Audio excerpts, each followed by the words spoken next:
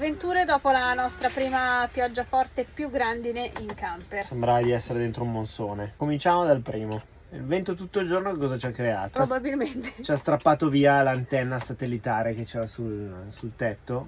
È spezzata, adesso ci siamo accorti che Non c'è più. l'antenna non c'è più e stamattina c'era. Non ce ne facevamo molto, il porta televisione lo usiamo come porta accappatoi, per cui... Seconda cosa, acqua dalla ventola di raffrescamento.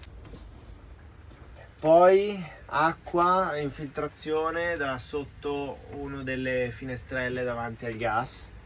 Siamo pieni di perdite, cioè avevamo già preso la pioggia in questi giorni ma non forte, No, quindi non secondo aveva me- creato particolari... Ma secondo me è entrata di stravento, dietro c'è la ventola del...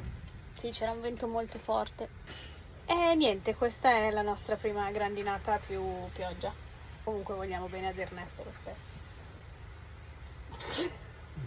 Un po' meno, o meno. un po' meno di prima.